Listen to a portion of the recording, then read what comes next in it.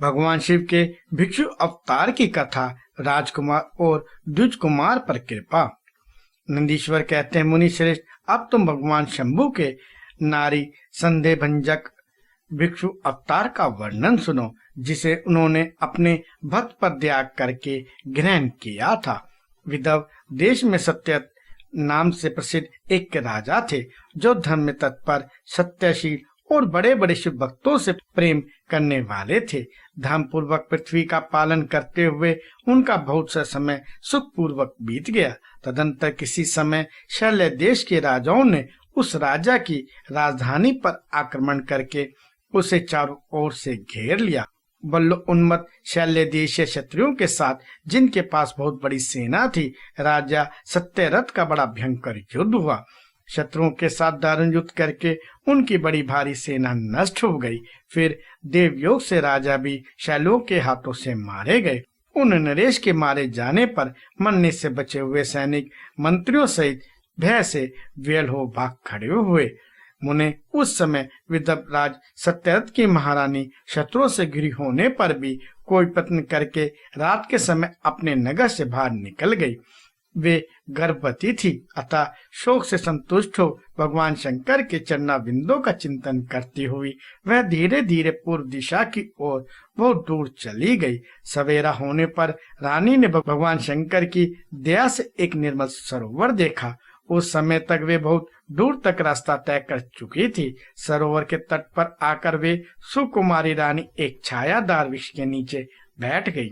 भाग्यवश उसी निर्जन स्थान में वृक्ष के नीचे ही रानी ने उत्तम गुणों से युक्त शुभ मुहूर्त में एक दिव्य बालक को जन्म दिया, जो सभी शुभ लक्षणों से संपन्न था।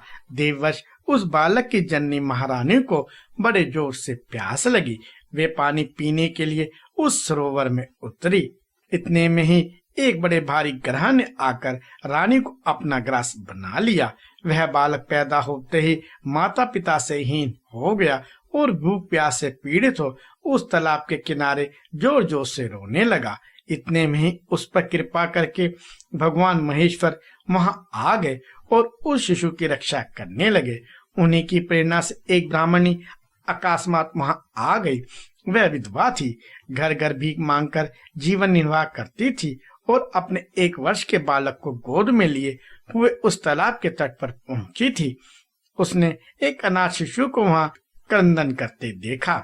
निर्जन वन में उस बालक को देखकर ब्राह्मणी को बड़ा विस्मय हुआ और वह मन ही मन विचार करने लगी, अहो, यह मुझे इस समय बड़े आश्चर्य की बात दिखाई देती है कि यह नवजात शिशु, जिसके नाल भी अभी तक नहीं कटी है, पृथ्वी पर पड़ा हुआ है। इसकी माँ भी नहीं है, पिता आदि दूसरे कोई भी सहायक यहाँ नहीं दिखाई देते। क्या कारण हो गया? ना जाने यह किसका पुत्र है। इसे जानने वाला यहाँ कोई भी नहीं है जिससे इसके जन्म के विषय में पूछूं। इसे देखकर मेरे हृदय में करुणा उत्पन्न हो गई है। मैं इस बालक का अपने औरस पुत्र की भांति पालन पोषण करना चाहती हूँ, परंतु इसके कुल और जन्म आदि का ज्ञान न होने के कारण इसे छूने का साहस नहीं होता। ब्राह्मणी जब इस प्रकार विचार कर रही थी, उस समय भक्तवत्सल भगवान शंकर ने बड़ी कृपा की। बड़ी बड़ी लीलाएं करने वाले महेश्वर एक सन्यासी का रूप धारण करके सहसा वहां आ पहुंचे, जहां वह ब्रह्माणी संदेह में पड़ी हुई थी और यथार्थ बात को जानना चाहती थी। श्रेष्ठ भिक्षु का रूप धारण करके आए हुए करुणा निधान शिव ने उससे हंसकर कहा, ब्राह्मणी, अपने चित्त में संदेह और खेद को स्थान ना दो। यह बालक परम पवित्र है, तुम इसे अपना ही पुत्र समझो और प्रेम पूर्वक इसका पालन करो। ब्रह्मानी बोली, प्रभु, आप मेरे भाग्य से ही यहाँ पधारे हैं। इसमें संदेह नहीं कि मैं आपकी आज्ञा से इस बालक को अपने पुत्र की ही भांति पालन पोषण करूंगी, परंतु मैं विशेष रूप से यह जानना चाहती हूँ कि वास्तव में यह कौन है, किसका पुत्र है और आप कौन है जो इस समय यहाँ पधारे हैं। भिक्षुवर, मेरे मन में बार बार यह बात आती है कि आप करुणा सिंधु शिव ही हैं और यह बालक पूर्व जन्मों में आपका भक्त रहा है। किसी कम दोष से यह इस दुर्अवस्था में पड़ गया है। इसे भोग कर यह पुनः आपकी कृपा से परम कल्याण का भागी होगा। मैं भी आपकी माया से ही मोहित हो मार भूलकर यहाँ आ गई हूँ। आपने ही इसके पालन के लिए मुझे यहाँ भेजा है। भिक्षु प्रवचर शिव ने कहा, ब्रह्माणी सुनो, यह बालक शिव भक्त विद्वराज सत्यरथ का पुत्र है। सत्यरथ को शाल्य देशीय क्षत्रियों ने युद्ध में मार डाला है। उनकी पत्नी अत्यंत व्यग्र हो रात में शीघ्रता पूर्वक अपने महल से भाग आई। उन्होंने यहाँ आकर इस बालक को जन्म दिया। सवेरा होने पर वे प्यास से पीड़ित हो सरोवर में उतरी। उसी समय दैववश एक ग्रह ने आकर उन्हें अपना आहार बना लिया। ब्राह्मणी ने पूछा, भिक्षुदेव, क्या कारण है कि इसके पिता राजा सत्यरथ श्रेष्ठ भोगों के उपभोग के समय बीच में ही शाल्य देशीय शत्रुओं द्वारा मार डाले गए?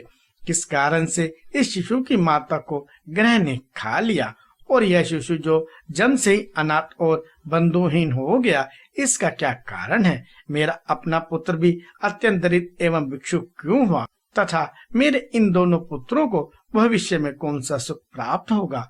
भिक्षुवर्य शिव ने कहा, इस राजकुमार के पिता विदर्भ राजपूत जन्म में पांड्य देश के श्रेष्ठ राजा थे। वे सब धर्मों के ज्ञाता थे और संपूर्ण पृथ्वी का धर्म पूर्वक पालन करते थे।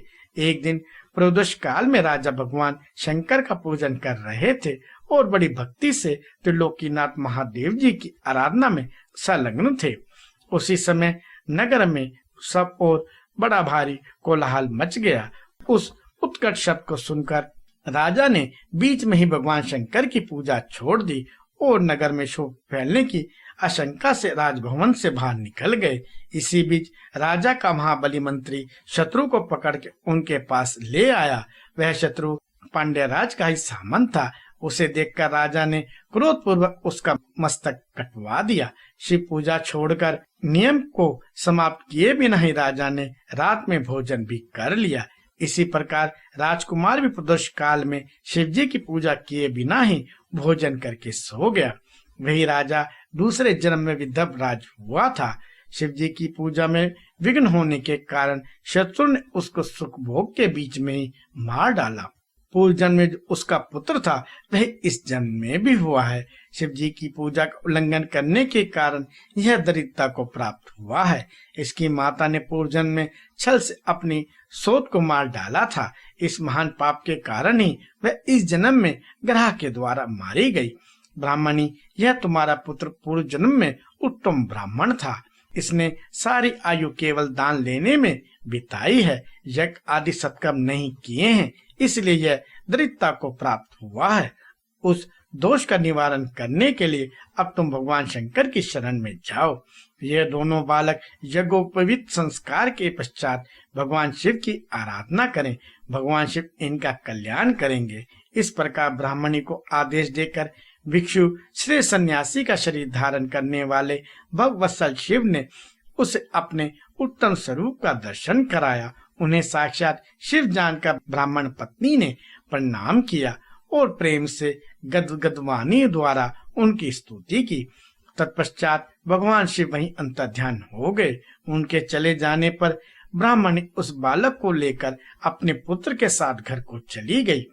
एक चक्रा नाम के सुंदर ग्राम में उसने घर बना रखा था। वह उत्तम अन्न से अपने बेटे तथा राजकुमार का भी पालन पोषण करने लगी। यथा समय ब्राह्मणी ने उन दोनों का यज्ञोपवीत संस्कार कर दिया।